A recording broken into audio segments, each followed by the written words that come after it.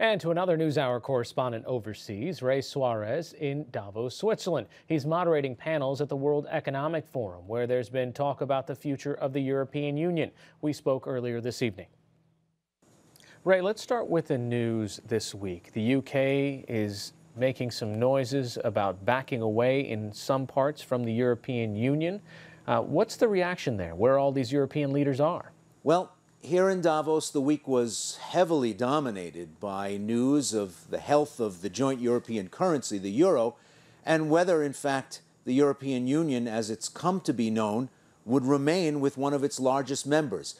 Prime Minister David Cameron earlier this week dropped a bomb that he was going to, later in this parliamentary term, in a couple of years, put Britain's continued membership in the European Union to a vote.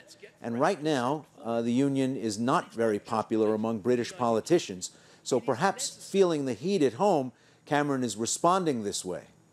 And what about the relationship with Angela Merkel of Germany, who put a tremendous amount of her own personal credibility on the line to help prop up the currency? Well, you know, Britain has long bridled under the rules that accompany its membership in the European Union. And David Cameron's been hinting that the price of staying might be negotiating a better deal for his country in some of the areas that the European Union governs. Well, Angela Merkel and other European politicians in response have said, wait a minute, Britain can't work out its own special deal. There's long been grumbling on the continent about Britain's trying to tug against the reins that hold it to the continent. Angela Merkel is being credited this week in Davos with saving the joint European currency. Some of the economists who predicted last year, during last year's conference, that the euro was not long for the world and that Greece would certainly be out of the currency, are now conceding that Greece is probably in to stay and that the euro is probably in to stay as well. But it's at no small cost to Angela Merkel and her party. Help put this in perspective. In your blog post yesterday, you were writing about the sentiment response from George Soros, big-time investor, as well as Mohamed El-Erian, who runs a very large investment fund. George Soros was one of the people who early on said that the European Union had designed the currency badly and that its weaknesses would probably become evident. So he felt that he had been vindicated when the economic crisis hit both North America and Europe, and suddenly the governments of European countries in the Eurozone had to step in and guarantee all kinds of loans, weakening the currency. Soros says that Angela Merkel's efforts in the intervening 14 months have probably saved the euro. He gives her a lot of credit, but he still isn't high on the future of the currency.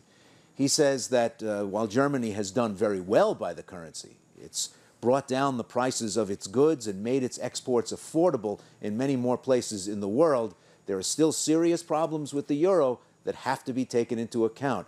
Tonight I went to a high school here in this Swiss alpine town where they invited all comers, both people attending the conference and locals, to come hear European finance ministers talk about the future of the euro.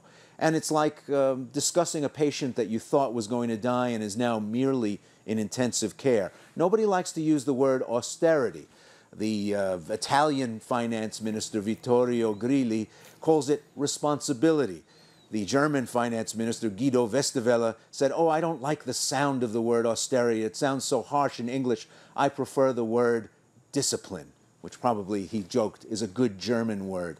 And earlier this week, the head of the IMF, Christine Lagarde, called it consolidation. Either way, it's painful. Europe has 18 million unemployed, and these measures are going to have to stay in place for a long time to come. Finally, Ray, if you can give us a slice of the atmosphere. In one of your posts, you said it has been described by its critics, the entire conference and meeting, as Woodstock for gas bags. Have they changed? Are they trying to be more inclusive? Is the agenda of the meeting any different?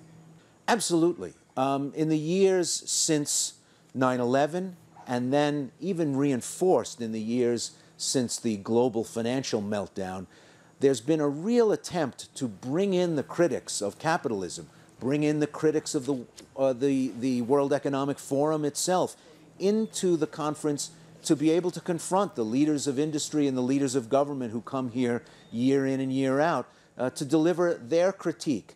So not only is the crowd more diverse than it was a dozen years ago when I came for the first time, but also the matters under consideration are more diverse. There's far more talk about global climate change, far more talk about inequality in wages inside countries and then across different economic zones. A lot of worry about the poor, not necessarily out of altruism, but out of the understanding that if you can make the poor less poor, they'll be better customers and transnational business will prosper.